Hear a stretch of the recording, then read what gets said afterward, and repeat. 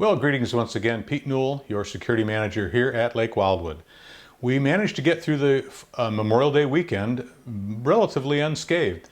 We were extremely busy in the gates. The phone was ringing off the hook and the cars were stacking up, but that's pretty normal for the holiday weekend. And our staff did get everything done, and everybody came in okay. In the field, in the parks, we were very quiet. We certainly had activity in both the parks and on the lake, but we had no serious incidents to report.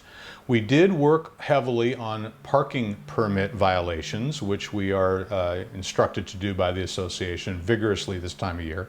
And we did come up with 45 violations throughout the weekend in the various parks for permits. We realize that right now, with admin still being mostly closed, it can be difficult for residents to get their annual guest passes. They can get them through admin with a phone call or an email, and they will be mailed out to them. But security has stepped up and decided that we're going to assist with that for the short future, and we're going to have those available at the main gate only, Monday through Friday, 9 a.m. to 5 p.m., just like when the main offices would be open. So if you need your 2 annual guest parking passes, stop by the main gate during the day, and we will be able to take care of you and get you those permits. In addition, over the weekend, we did give out 5 warning violations to people with dogs in the park. We seem to be having a hard time with that one. People just claim that they didn't know and that they can have their dogs. I'm sorry, dogs have never been allowed in our parks, and they are not allowed in our parks. So try to make sure that your family and guests are all aware of that. And hopefully we'll see less of it as the summer goes on. We've also had a few issues with people fishing in the marina, which we have been trying to discourage this spring and summer. We did end up with 4 formal warnings for that over the same holiday weekend. Throughout the week, we gave out 10 speeding violation notices. That's probably average. There's nothing really unusual about that for a normal week for us. Due to the COVID thing, we relaxed one of our call-in policies. In the past, we had always said that if you were calling us on the phone, you could call a guest in for only 3 days, and that if you wanted to call in a guest for up to 14 days, you had to come see us in person at one of the gates. For the last couple of months, we've allowed the 14-day call-in on the phone.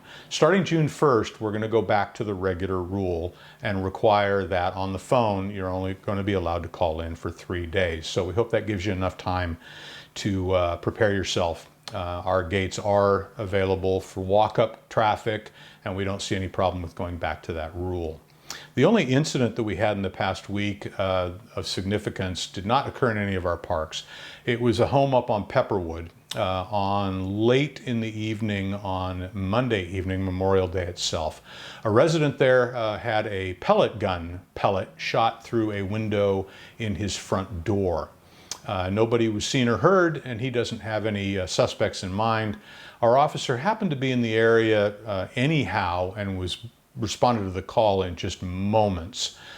Talked to the resident and drove around the neighborhood. He did contact a couple of teenagers in the neighborhood that claimed that they didn't know anything about it. We're going to be checking further with some security video that one of the neighbors happens to have that might see what happened. At this point, the home is a rental and it has changed hands recently, and our best theory is this had to do with neighborhood teenagers being frustrated with each other, and the people in question that might have been the victim actually didn't live there anymore, so it may have been just a mistake. We don't think it was random. We don't think the neighborhood as a whole has anything to worry about with that kind of a problem. So with that, we'll wish you a good summer as we go forward, and talk to you next week.